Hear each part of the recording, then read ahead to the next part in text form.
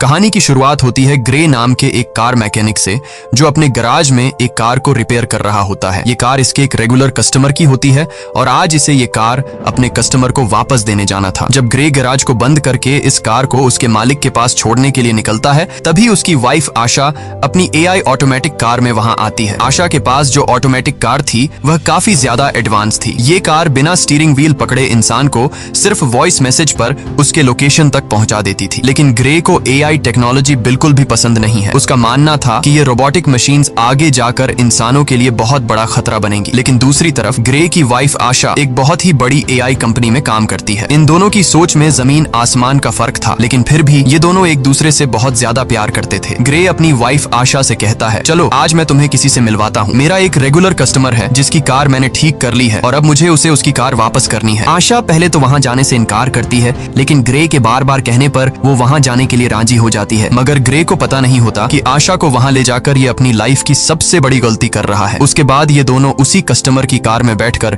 उसके घर की तरफ निकल पड़ते हैं और आशा की ऑटोमेटिक कार भी उनके पीछे आ रही होती है, ताकि जब ग्रे अपने कस्टमर को उसकी कार उसके हवाले कर दे तो ये लोग अपनी ऑटोमेटिक कार में घर को वापस आ सके। वहां पहुंचने पर ग्रे अपनी वाइफ को एक आदमी एरन से मिलवाता है। तब ग्रे की वाइफ उसे देखकर काफी हैरान रह जाती है, क्योंकि एरन एक बहुत बड़ी टेक कंपनी का मालिक था। उसकी कंपनी AI ऑटोमेटिक चीजें बनाती थी। यहाँ आशा अपने हस्बैंड ग्रे से कहती है, तुमने मुझे पहले क्यों नहीं बताया कि तुम मुझे एरन से मिलवाने ला रहे हो। असल में एरन ही ग्रे का रेगुलर कस्टमर था। लेकिन यहाँ हम देखते हैं कि एरन का नेचर थोड़ा अजीब सा था। उसे यह भी नहीं पता था कि जब किसी से मिलते हैं तो किस तरीके से मिला जाता है। आशा एरन से कहती है, मैं भी एक AI टेक कंपनी में काम करती हूँ जो जल्द ही तुम्हारी कंपनी के बराबर में आ जाएगी। जिस पर एरन मुस्कुराते हुए कहता है, ऐसा कभी नहीं हो सकता, चलो दिखाता हूँ क्यों। और फिर एरन उन दोनों को अपनी लैब में ले गया। वहाँ एरन ने खुद का बनाया हुआ एक स्पेशल चिप बताया, जो कि एक AI यानी आर्टिफिशियल इंटेलिजेंस चिप थी, और उस चिप को उसने नाम दिया था स्टेम। वो बताता है कि ये चिप कुछ भी कर सकती है, क्योंकि इसमें बहुत सारे पावर्स हैं और इससे तेज दिमाग आज तक किसी ने भी नहीं बनाया। इस इन्वेंशन को देखने के बाद ग्रे और उसकी वाइफ अपनी इलेक्ट्रिक कार से घर वापस जा रहे होते हैं। कार ऑटोमेटिक मोड पर थी। आशा और ग्रे गाड़ी के पिछले सीट में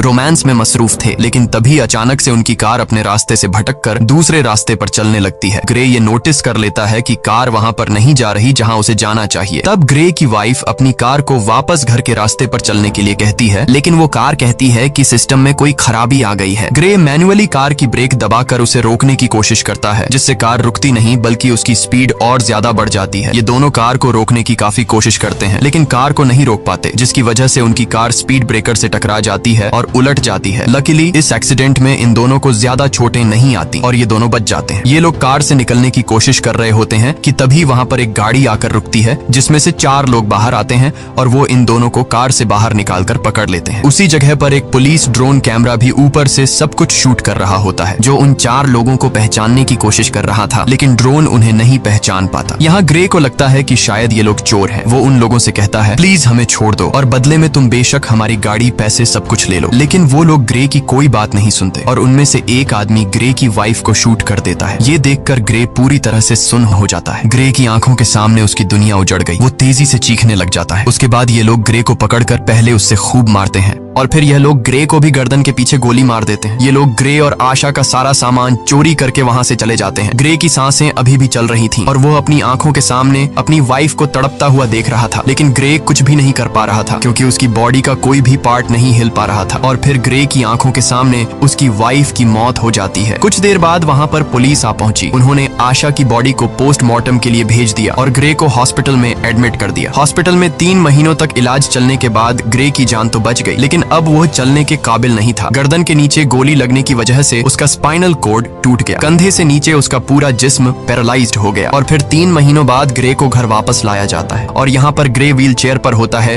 क्योंकि उसके सिर के अलावा पूरी बॉडी बेजान थी। अब ग्रे कोई भी काम नहीं कर सकता था, इसीलिए उसका काम करने के लिए उसके घर पर एक रोबोट मशीन थी जो उसका सारा काम करती थी और उसकी मदर उसका ख्याल रख रही थी। लेकिन ग्रे के लिए अब जिंदगी बोझ बन चुकी थी। उन 4 किलर्स ने न सिर्फ उसकी वाइफ को मार डाला, बल्कि बल्कि उसकी जिंदगी उजाड़ दी। वो बदले की आग में जल रहा था। बस ग्रे के पास एक ही उम्मीद बची थी जिसके सहारे वो जी रहा था। वो अपनी वाइफ के किलर्स को जल्द से जल्द जेल की सलाखों के पीछे देखना चाहता था। इसीलिए वो पुलिस स्टेशन जाता है। पुलिस स्टेशन में ग्रे उनसे अपनी वाइफ के किलर्स के बारे में पूछता है तो वो डिटेक्टिव कहती है कि इनमें से अभी तक किसी का भी पता नहीं चल पाया। वहाँ हमारे पुलिस का ड्रोन कैमरा तो मौजूद था, लेकिन फुटेज धुंधली थी जिससे कातिलों का पता नहीं चल पा रहा है और पुलिस अब और इन्वेस्टिगेशन कर रही है। हम बहुत जल्द उन्हें ढूंढ लेंगे। तब ग्रे ये सुनकर काफी ज्यादा डिसअपॉइंट हो जाता है, क्योंकि काफी टाइम से ग्रे पुलिस से बस यही सुनता आ रहा था कि हम इन्वेस्टिगेशन कर रहे हैं। अब ग्रे पूरी तरह से हिम्मत हार चुका था और वो इस तरह से जीना भी नहीं चाहता था, क्योंकि उसकी जो उम्मीद थी अपनी वाइफ के कातिलों को जेल की सलाखों के पीछे देखने की, उससे वो अधूरी नजर आने लगी। ग्रे को समझ आ गया था कि पुलिस उन 4 कातिलों को कभी नहीं पकड़ पाएगी, इसीलिए अब वो खुद को मारने की सोचने लगा। ग्रे वहाँ पर मौजूद रोबोट मशीन की मदद से मेडिसिन का ओवरडोज ले लेता है, जिससे वो बेहोश हो गया। अच्छी बात यह थी कि उसके घर पर लगे AI सिस्टम ने वक्त पर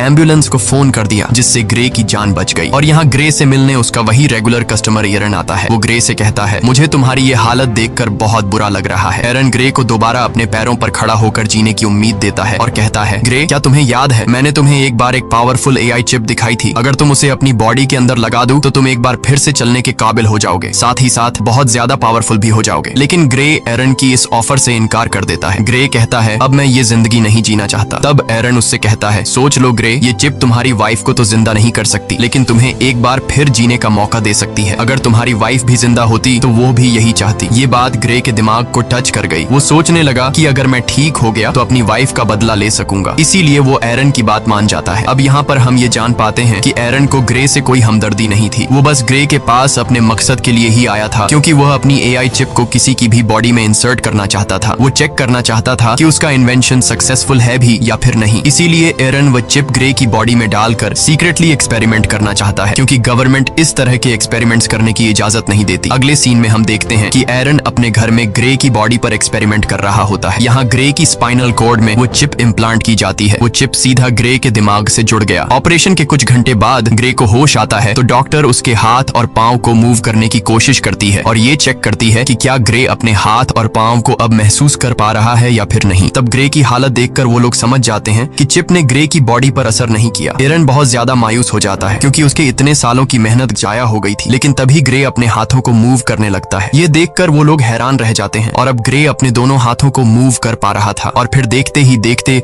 ग्रे अपने दोनों पैरों पर खड़ा हो जाता है। खुद को ठीक होता देखकर ग्रे बहुत ज्यादा खुश हो जाता है। अब वो पहले से भी ज्यादा पावरफुल खुद को फील करने लगा। एरन भी अपनी एक्सपेरिमेंट को सक्सेसफुल होता देखकर काफी खुश हो जाता है। फिर यहाँ पर एरन ग्रे से एक कॉन्ट्रैक्ट पर साइन करवाता है, जिसमें वो किसी को भी नहीं बताएगा कि वो चल सकता है और उसे सबकी नजरों में पैरालाइज्ड बनकर रहना होगा, क्योंकि अगर गवर्नमेंट को पता चला कि ग्रे चिप के जरिए दोबारा से चल पा रहा है तो एरन को अरेस्ट कर लिया जाएगा और ग्रे की बॉडी से उस चिप को निकाल लिया जाएगा, क्योंकि उस चिप को किसी की बॉडी में इंजेक्ट करना इलीगल है। उसके बाद ग्रे अपने व्हील चेयर पर बैठकर घर आ जाता है। यहाँ उसे पता चलता है कि उसके लिए डिटेक्टिव का भेजा एक पैकेज आया है, जिसमें ग्रे की वाइफ की पोस्टमार्टम रिपोर्ट और उसके केस से रिलेटेड कुछ इन्फॉर्मेशन थी। ग्रे उस दिन पुलिस ड्रोन से रिकॉर्ड की गई फुटेज देखने लगा, लेकिन फुटेज क्लियर नहीं थी, इसलिए ग्रे को किलर्स के बारे में कोई जानकारी नहीं मिल पाई। वो मायूसी में ड्रिंक करने लग जाता है। तभी अचानक उससे एक आवाज आई, क्या तुमने फुटेज में एक चीज नोटिस की? ये आवाज सुनकर ग्रे यहाँ वहाँ देखने लगा, लेकिन उसे कोई भी नजर नहीं आया। ग्रे घबरा कर बोला, कौन है? सामने आओ। तभी फिर से आवाज आई, शांत हो जाओ ग्रे, मैं तुम्हारे अंदर की वो AI चिप हूँ, वही सिस्टम जो तुम्हारी बॉडी चला रहा है। यहाँ पर ग्रे सोचता है कि शायद वो पागल हो गया है, जिस पर वो चिप कहती है, नहीं ग्रे, तुम पागल नहीं हुए हो। ऑपरेशन के दिन के बाद मैं तुम्हारे साथ हूँ, तुम जो देख सकते हो वो मैं भी देख सकती हूँ। जिस पर ग्रे ने पूछा कि क्या तुम्हें और कोई सुन सकता है? चिप ने जवाब दिया, नहीं, मुझे सिर्फ तुम ही सुन सकते हो। यहाँ पर वो चिप ग्रे की हेल्प करने की कोशिश करती है, ताकि ड्रोन की मदद से ग्रे को पता चल सके कि उसकी वाइफ को मारने वाले लोग कौन थे। ग्रे के साथ यहाँ पर वो चिप भी सब कुछ देख पा रही थी, जो ग्रे अपनी आंखों से देख सकता था। चिप ग्रे का ध्यान फुटेज में एक किलर की तरफ करती है और कहती है, देखो ग्रे, इन चारों में से एक की बॉडी पर टैटू बना हुआ है, लेकिन ये टैटू बिल्कुल भी क्लियर नहीं दिख रहा था। इसलिए ग्रे बोला, ये तो बहुत ज्यादा ब्लर है, इसे मैं देख नहीं सकता। जिस पर वो चिप कहती है, तुम्हें नहीं दिख रहा, पर मैं तो देख सकती हूँ। मैं इस टैटू का एक क्लियर इमेज बना सकती हूँ, बस तुम एक पेपर और पेंसिल उठा लो। ग्रे के पेपर और पेंसिल उठाने के बाद चिप ग्रे के हाथ की मदद से बिल्कुल परफेक्ट वही टैटू बना लेती है। और जब ग्रे उस टैटू को देखता है तो पता चलता है कि यह एक मिलिट्री टैटू है। रिसर्च करने के बाद ग्रे को उस टैटू वाले आदमी के बारे में पता चल जाता है। ग्रे हैरान रह जाता है कि उस चिप ने तो कुछ ही मिनटों में उस कातिल का टैटू और एड्रेस निकाल कर दे दिया, जो कि पुलिस कई महीनों से इन्वेस्टिगेशन करने के बावजूद भी उन कातिलों को ढूंढ नहीं पाई। ग्रे बहुत खुश हो जाता है क्योंकि उसे अपनी वाइफ के किलर्स में से एक किलर का पता चल चुका था। तब ग्रे उसके बारे में पुलिस को इन्फॉर्म करने का सोचता है, लेकिन यहाँ चिप ग्रे को ऐसा करने से रोक देती है। वो उससे याद दिलाती है कि तुम्हें एरन ने ये सब कुछ करने से मना किया था। तुम भूल गए कि तुमने एरन के साथ कॉन्ट्रैक्ट साइन किया था कि तुम लोगों के सामने कभी भी ये नहीं जाहिर करोगे कि तुम चल फिर सकते हो, और अगर तुम पुलिस को इस किलर के बारे में बताओगे तो पुलिस उल्टा तुमसे पूछेगी कि तुम्हें कैसे इन किलर्स के बारे में पता चला और तुमने ये टैटू किस तरह से बनाया। ग्रे चिप से पूछता है, तो फिर तुम बताओ अब मैं क्या करूं? चिप ग्रे से कहती है, पहले तुम खुद उस आदमी के एड्रेस पर जाओ और उसके खिलाफ सबूत इकट्ठा करो। इसीलिए ग्रे अब खुद वहां पहुंच जाता है, लेकिन वहां पर पुलिस ड्रोन थे, इसीलिए ग्रे उन ड्रोन के सामने अपनी व्हील चेयर पर ही बैठा रहता है। और जब ड्रोन वहां से चले जाते हैं तो ग्रे चुपके से वहां से खड़ा होकर किलर के घर की तरफ जाता है। वो किलर के घर के दरवाजे को खोलकर घर के अंदर चला जाता है। वहां जाकर वो एविडेंस ढूंढने लग जाता है और यहाँ पर ग्रे को पता चलता है कि उस किलर को किसी ने बहुत सारे मैसेजेस किए हैं। ग्रे के अंदर लगी चिप उन मैसेजेस को कुछ सेकंड के अंदर ही पढ़ लेती है। चिप ग्रे से कहती है कि इन मैसेजेस में ओल्ड बोन नाम की जगह का बार बार बताया गया है, क्या तुम्हें इसके बारे में कोई जानकारी है? ग्रे ने कहा, हाँ, ये हमारे घर के पास ही एक बार का नाम है। इन्हीं बातों के बीच ग्रे को किसी के आने की आवाज सुनाई देती है। असल में वहाँ पर वो किलर था जो कि वापस आ गया था। वो किलर देखता है कि उसके टेबल पर सारा सामान बिखरा हुआ है। तभी वो किलर सामने लगे शीशे से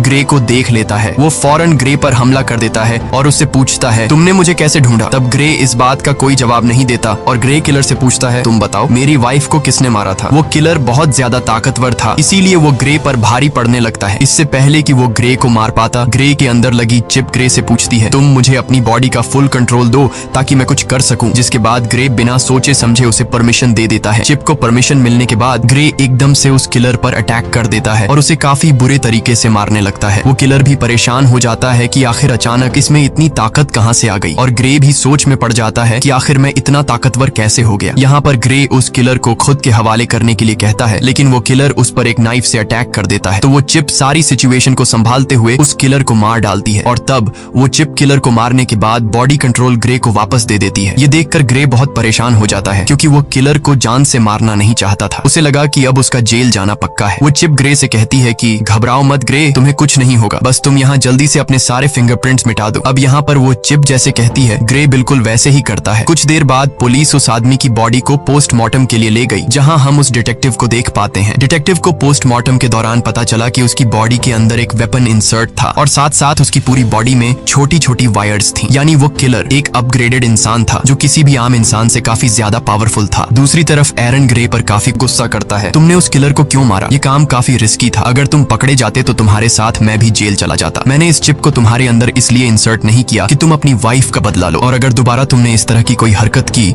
तो मैं तुम्हारे अंदर की इस चिप को डीएक्टिवेट कर दूंगा, जिसके बाद तुम फिर से पैरालाइज्ड बन जाओगे। इधर डिटेक्टिव भी पता लगाने की कोशिश कर रही होती है कि उस आदमी को किसने मारा। तभी डिटेक्टिव को पता चलता है कि जिस टाइम उस किलर का मर्डर हुआ तो उससे थोड़ा टाइम पहले ग्रे अपनी व्हील चेयर पर उसी एरिया में घूम रहा था। जिसके बाद डिटेक्टिव सीधा ग्रे के घर पर आती है। डिटेक्टिव ग्रे को कहती है कि हमने तुम्हें उस टाइम में उस एरिया में देखा है जिस टाइम उस सर्क नामी आदमी का मर्डर हुआ है। हमें उस आदमी पर पहले से शक था कि उसने तुम्हारी वाइफ को मारा होगा, क्योंकि हमारे पास उसका एक काफी बड़ा क्रिमिनल रिकॉर्ड है और वो उसी एरिया में रहता है जहाँ पर तुम्हारी वाइफ को मारा गया था, और अब कल उसी आदमी का मर्डर हुआ है। तब यहाँ पर ग्रे हैरान होते हुए कहता है, ओ अच्छा, लेकिन अगर तुम ये सोच रही हो कि मैंने उसे मारा है तो तुम्हारी यह सोच गलत है, क्योंकि तुम तो देख सकती हो कि मैं तो पैरालाइज्ड हूँ, और अगर तुम्हें फिर भी यकीन नहीं तो तुम मेरी टांग पर चाकू मारकर देख सकती हो। डिटेक्टिव भी ग्रे पर शक नहीं करती क्योंकि उसे लगता है कि ये तो खुद को नहीं संभाल सकता, तो फिर ये क्या किसी को मार पाएगा। इसीलिए वो ग्रे को बाय कहकर वहां से चली जाती है। डिटेक्टिव के जाने के बाद ग्रे रिलैक्स होकर सांस लेता है क्योंकि उसकी जान बच गई। इसके बाद ग्रे चिप से पूछता है कि अब आगे क्या करना है, तो वो चिप ग्रे को ओल्ड बोन बार में जाने का कहती है। वो चिप कहती है, याद है हमें उस किलर के घर से मैसेजेस में कई दफा इस बार के बारे में बताया गया था, हमें वहां पर जाना चाहिए, शायद तुम्हें वहां कोई क्लू मिल जाए। इसके बाद हम देखते हैं कि ग्रे उसी बार में जाता है। ये बार बहुत ज्यादा खतरनाक थी, सब के सब वहां पर गुंडे बैठे हुए थे। ग्रे यहाँ आकर ऊंची आवाज से कहता है, मैं कुछ दिन पहले सर्क नाम के एक आदमी को मार चुका हूँ, लेकिन मुझे पता है कि उसके साथ 3 लोग और भी थे जिन्होंने मेरी वाइफ को मार डाला। अगर कोई भी सर्क के साथ इस मर्डर में शामिल था तो वो अपना हाथ उठाए। ये सुनकर सब ग्रे पर हंस पड़ते हैं। तभी टोलन नाम का एक लंबे कद का आदमी उठा और उसने ग्रे से कहा, घर जा बच्चे, वरना मैं तुझे भी तुम्हारी वाइफ के पास पहुंचा दूंगा। ग्रे समझ गया कि टोलन भी मेरी वाइफ को मारने में शामिल था। ग्रे जवाब देता है, पता है मरने से पहले सर्क भी तुम्हारी तरह यही बोल रहा था। ये सुनकर टोलन को बहुत ज्यादा गुस्सा आया। वो अपने आदमियों के साथ ग्रे को अकेले में ले जाकर व्हील चेयर से उठाकर जमीन पर पर गिरा देते हैं। तब ग्रे उससे पूछता है, क्या तुम भी वहाँ पर उन लोगों के साथ शामिल थे जिन्होंने मेरी वाइफ को मारा था? तो टोलन कहता है, हाँ मैं भी उनमें शामिल था, बस फिर क्या। ये सुनकर ग्रे चिप को अपनी पूरी बॉडी का कंट्रोल दे देता है, जिसके बाद चिप की मदद से ग्रे उसके पास 2 आदमियों को मार गिरा देता है और फिर टोलन को भी बुरी तरीके से पिटने लग जाता है। ग्रे टोलन को नीचे जमीन पर गिराकर उससे पूछता है, तुम्हारे 2 और साथी कहाँ हैं और तुम लोगों ने मेरी वाइफ को क्यों मारा? लेकिन टोलन डरने के बजाय उल्टा हंस रहा था, वो ग्रे को कुछ भी नहीं बताता। तभी वो चिप ग्रे से कहती है, अगर तुम चाहो तो मैं बड़ी आसानी से इसका मुंह खुलवा सकती हूँ। ग्रे कहता है, क्यों नहीं, तुम जरा ट्राई करो। वो चिप उस किलर का फेस पूरी तरह से कट कर देती है। ग्रे पूछता है, अब बता क्यों मारा था मेरी वाइफ को? टोलन की सारी हेकड़ी निकल गई और फौरन उसने कहा, हमें पैसे मिले थे तुम्हारी वाइफ को मारने के लिए और मुझे फिस्क ने पैसे दिए। लेकिन इससे पहले कि ग्रे उससे फिस्क के बारे में कुछ पूछ पाता, वो आदमी वहीं पर मर जाता है। ग्रे गुस्से में चिप से कहता है, मैंने उसे मारने को तो नहीं कहा था, बस तुम्हें सिर्फ इसका मुंह खुलवाना था। तभी ग्रे की नजर उस मरे हुए आदमी के गले में लगी चेन पर पड़ी, जिस पर उसे बनाने वाली कंपनी का बोल्ट नाम लिखा था। ये देखकर ग्रे को शॉक हुआ, क्योंकि उस कंपनी में ग्रे की वाइफ आशा काम करती थी, यानी आशा के अपने ही कंपनी वाले उसे मरवाना चाहते थे। उधर एरिन को पता चल चुका था कि ग्रे ने फिर से किसी की जान ले ली। अब वो जल्दी से चिप को शट डाउन करने की कोशिश कर रहा था। तभी वो चिप ये बात ग्रे को बता देती है कि मुझे एरिन शट डाउन करने की कोशिश कर रहा है, इसीलिए हमें जल्द से जल्द कुछ करना होगा। ग्रे बोला, अब क्या करें? तभी वो चिप ग्रे को एक हैकर के बारे में बताती है, ताकि उस हैकर की मदद से एरिन की इनपुट को हटा सके, जिससे एरिन का होल्ड खत्म हो जाएगा और वो कुछ भी नहीं कर पाएगा। चिप ग्रे को जेमी नाम के एक हैकर का पूरा एड्रेस दे देती है। इसके बाद ग्रे उस हैकर के पास जाने लगता है। कुछ देर बाद ग्रे उस हैकर के फ्लैट तक पहुंच जाता है, लेकिन दूसरी तरफ एरिन उस चिप को 30% शट डाउन कर देता है, जिससे ग्रे की एक टांग पैरालाइज हो जाती है। लेकिन ग्रे फिर भी हिम्मत करके ऊपर जाता है। एरिन तेजी से चिप को शट डाउन करने के काम पर लगा रहता है, जिससे ग्रे का एक हाथ और एक पांव पैरालाइज हो जाता है। लेकिन इससे पहले कि एरिन ग्रे को पूरी तरह से पैरालाइज कर देता, ग्रे हैकर के डोर तक पहुंच जाता है। इसके बाद एरिन ग्रे को 100% शट डाउन कर देता है। अब ग्रे पूरी तरह से पैरालाइज हो चुका था। अच्छी बात यह थी कि ग्रे हैकर के दरवाजे तक पहुंचकर नॉक कर चुका था। इसके बाद जेमी नाम का एक हैकर दरवाजा खोलता है। ग्रे ने जेमी को कुछ पैसे दिए और जो कुछ चिप ने उसे समझाया था वो उसने हैकर से कहा। हैकर ने ग्रे को घर के अंदर लाया और उसके कोडिंग में काम शुरू कर दिया। तभी हम दूसरी तरफ उस बार में 2 आदमियों को देखते हैं जहां ग्रे ने टोलन को मारा था। उनमें एक तो वही आदमी था जिसने ग्रे की वाइफ को गोली मारी थी और उसी का नाम फिस्क है। अब यहाँ पर फिस्क बार के ओनर पर गुस्सा करता है, क्योंकि ग्रे उसके एक आदमी को मारकर चला गया और बार के ओनर ने कुछ भी नहीं किया। फिस्क उस बार के ओनर को मार देता है। फिस्क अपने साथी को मरा हुआ देखकर बहुत ज्यादा गुस्सा हो जाता है। यहाँ पर फिस्क अपने साथी की आंख में एक पतली सी पिन घुसाता है और उस पिन डिवाइस से फिस्क को सब कुछ पता चलता है और उसे यह भी पता चल जाता है कि इस वक्त ग्रे कहाँ पर है। इसके बाद फिस्क और उसका साथी वहाँ जाने के लिए निकलते हैं। दूसरी तरफ हैकर ने ग्रे के सिस्टम को फ्री कर दिया। बस अब चिप को सिर्फ रीस्टार्ट करने की देर थी और हैकर ग्रे को बताता है कि कुछ देर बाद तुम्हारे अंदर लगी चिप रिबूट हो जाएगी। तभी वह हैकर देखता है कि 2 लोग यहाँ पर आ रहे हैं और वह 2 लोग थे फिस्क और उसका साथी। इसके बाद फिस्क और उसका साथी दरवाजा तोड़ने की कोशिश करते हैं, जहाँ पर वह चिप ग्रे की बॉडी में फिर से बूट होने लगती है, जिससे ग्रे का एक हाथ दोबारा काम करने लगता है। यहाँ पर फिस्क और उसका साथी दरवाजा तोड़कर अंदर आ जाते हैं। अंदर आकर वह दोनों देखते हैं कि ग्रे जमीन पर पैरालाइज पड़ा हुआ है। जैसे ही ये दोनों ग्रे को मारने वाले थे, तभी अचानक ग्रे की बॉडी के अंदर लगी चिप रिस्टार्ट हो जाती है और ग्रे फौरन वहाँ से भागने लगता है। तब यहाँ पर फिस्क का साथी भी फायरिंग करते हुए उसका पीछा करता है। ग्रे खुद को बचाते हुए ऊपर बिल्डिंग की छत पर चढ़ जाता है। अब आगे जाने का कोई रास्ता नहीं था, इसलिए ग्रे वहीं पर रुक जाता है। यहाँ पर वह चिप अपनी पावर दिखाती है और बड़ी ही बेरहमी से फिस्क के साथी को मार देती है। जब तक फिस्क वहाँ पर आता है तब तक ग्रे वहाँ से जा चुका होता है। इसके बाद ग्रे जब अपने घर आता है तो उसकी मदर उसे देख लेती है कि उसकी पूरी बॉडी पर खून लगा हुआ है। साथ ही ग्रे अपने पैरों पर भी खड़ा हुआ है, यानी अब वह पैरालाइज नहीं है। इसके बाद ग्रे अपनी मदर को इस सब के बारे में बता देता है कि वह किस तरह से एरिन की चिप की वजह से दोबारा ठीक हो गया है। साथ ही ग्रे अपनी मदर को इस बात को सीक्रेट रखने के लिए भी कहता है। उधर एरिन बहुत ज्यादा टेंशन में होता है, क्योंकि उसके हाथ से अब ग्रे और वह चिप निकल चुके थे। उस हैकर के इनपुट डालने के बाद एरिन उसे ट्रैक नहीं कर पा रहा था। इसके बाद ग्रे की मदर वहाँ पर आकर उसे बताती है कि वह डिटेक्टिव आई है। यहाँ पर डिटेक्टिव ग्रे से कहती है कि तुम्हारी व्हील चेयर उस जगह से मिली है जहाँ पर दूसरा मर्डर हुआ है, तुम इस बारे में क्या कहोगे? इस पर ग्रे कहता है, हाँ मैं वहाँ पर था, लेकिन मैंने किसी को नहीं मारा। अब डिटेक्टिव को भी ग्रे पर शक होने लगा था। तब डिटेक्टिव उससे कहती है कि 3 लोग मारे जा चुके हैं और तीनों वही हैं जिन पर हमें शक था कि उन्होंने ही तुम्हारी वाइफ को मारा होगा, और हर बार तुम वहाँ पर पाए जाते हो जहाँ पर मर्डर होता है, तो हो सकता है तुम किसी को पैसे देकर